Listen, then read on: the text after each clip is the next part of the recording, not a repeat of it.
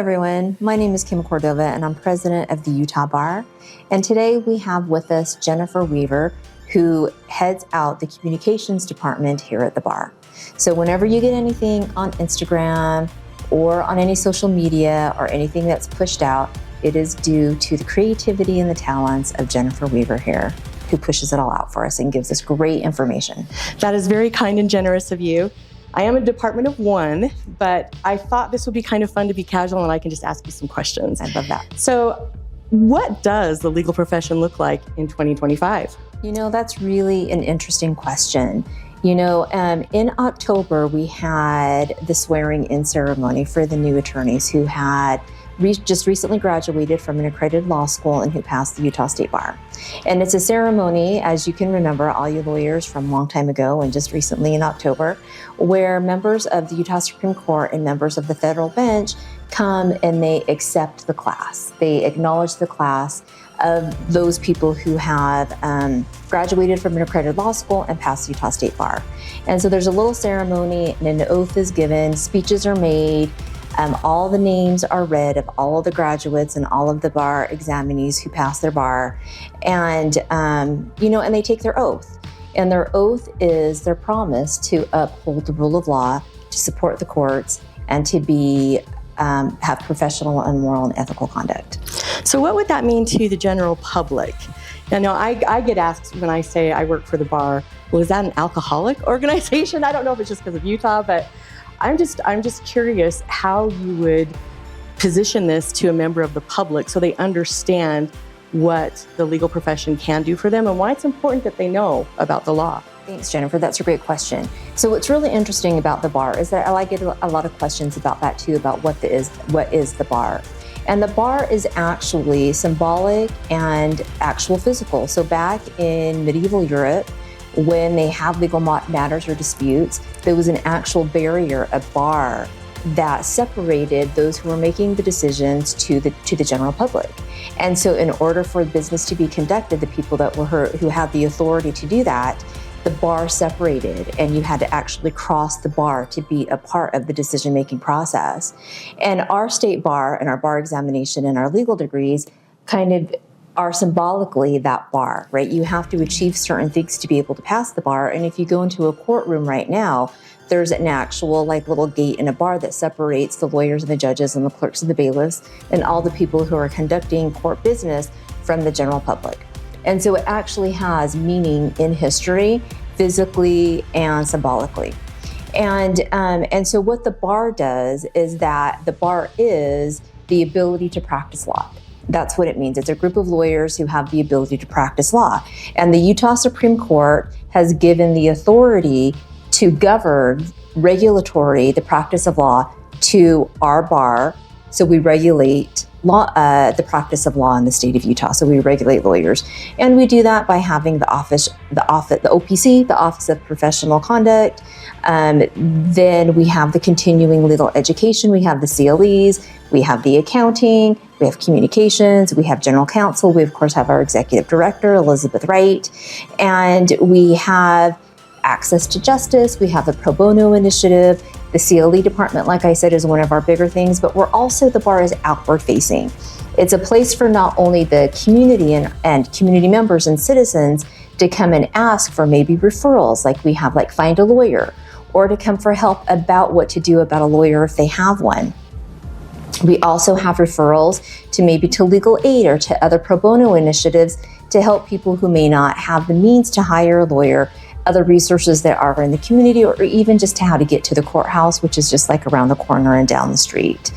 And for lawyers, we offer continuing legal education. The bar also has committees that are affiliated with the bar, like the litigation committee, the family law section, the juvenile law section, the criminal law section, bankruptcy, general counsel, and AI, the innovation committee. And so we also have all of these committees that people can be a part of to help problem solve, to help network. The bar also has legal research available for smaller firms or solo practitioners or just anybody who needs that little bit of assistance called decisive. And so we do try to provide as many services as possible to help support lawyers in our community. You know, I have been asked what is it like working with lawyers, I think there's a, preconceived notion of what a lawyer is as far as their attitudes, maybe their knowledge. Is there any myths you'd like to address about being a lawyer? That is also a great question. And so lawyers lawyers have specialties. And so just like doctors, right, you wouldn't go to a criminal defense attorney to file a civil lawsuit or to do employment or to do bankruptcy or to do wills and trusts. And so within the lawyering system, the lawyering profession, there are specialties. There are big firms that handle most civil litigation. There's federal jurisdiction, there's state jurisdiction, there's criminal, there's family, there's civil procedure, there's criminal procedure. And so many different lawyers for many different subject matters.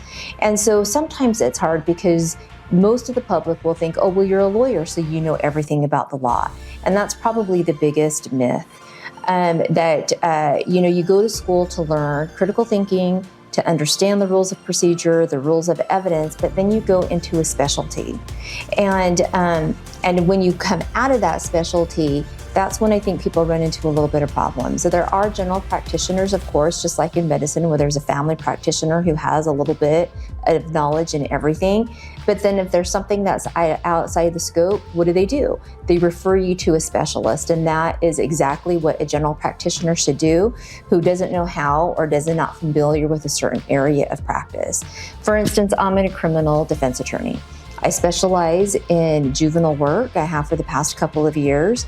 And so I would be remiss if I were to help somebody with their trust and estates, their will, or a divorce, or to file a civil lawsuit, or to do any of the things that aren't related specifically to my practice. And so when the public is looking for a lawyer, that's one of the resources that the bar can do. They can help the public find exactly what type of lawyer that they need, and so that they are meeting with the right people and finding someone who can help them with their specific problem in the justice system.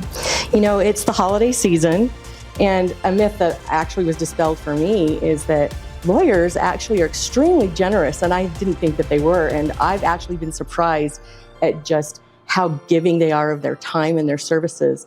And I was wondering if you could share some of that, even a personal experience maybe of giving some of your time. Yes, thanks, Jennifer. And so part of our directives under the Judicial Administration Code that the Utah Supreme Court has directed the bar to oversee and to regulate the practice of law. One of those directives is public service. And we at the bar take that wholeheartedly, and it's such a priority with our access to justice and our pro bono initiatives. Our Young Lawyers Division has the Wills for Heroes program, where they go out to different areas in the community on different nights, and they do wills for free for people, for firefighters, for police officers, for veterans, for military. And I've seen that firsthand, what a sense of relief that a person who's on the front lines, who is a medical care worker or a police officer or a firefighter or a veteran or in the military, to be able to know that when they go off and do their job, that their families are protected and that they're safe and that there's no questions or loose ends if the worst or something bad could happen to them. Also the Women Lawyers Association, the Utah Minority Bar Association, the Salt Lake County Bar Association. So there's all of these different associations where lawyers volunteer their time to do certain events. Part of Women Lawyers Association is that there is the ability to bring different women together to go and volunteer at the women's shelter to serve food for either lunch or for dinner. And, I've done that several times, and it's really quite meaningful to go. And there's one staff person there, and Catholic Services supplies the food, and we go and prepare and we serve it up, and then we clean up afterward. And it's really quite amazing at the crossroads of women who you will meet and talk to and interact with, who are in need of social services at the shelter.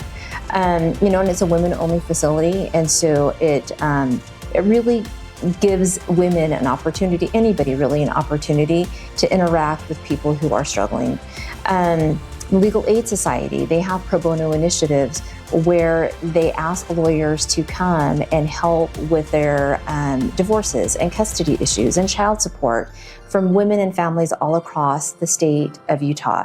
And so that is a meaningful and wonderful opportunity for people and lawyers to give their time. All of the sections that we've talked about, I think that we have 17 sections that are associated with the bar. We have 38 in 2 divisions. Yeah, that's amazing, right? So I was 38 right. sections and 2 divisions. All of that is volunteer.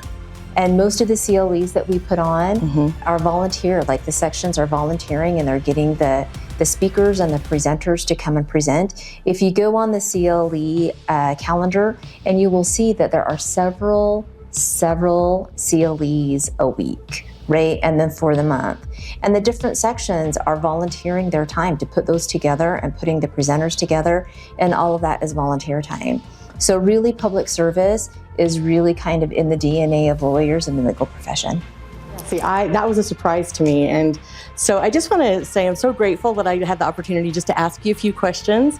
It is the holiday season, and so I just want to give season greetings and leave you with the final words.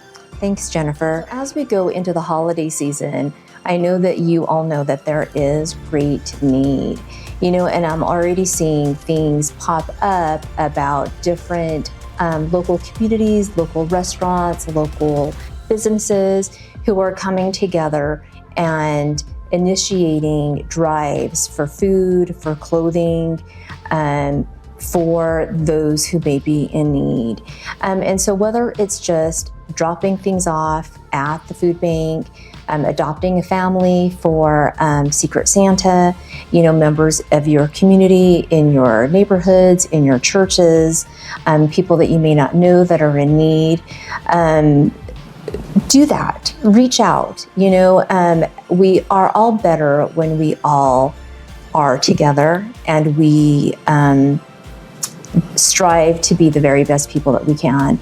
And especially during the holidays when we see the need and we're able to give our families and our loved ones so much, maybe give a little bit less to them and give a little bit more to those who are really in need.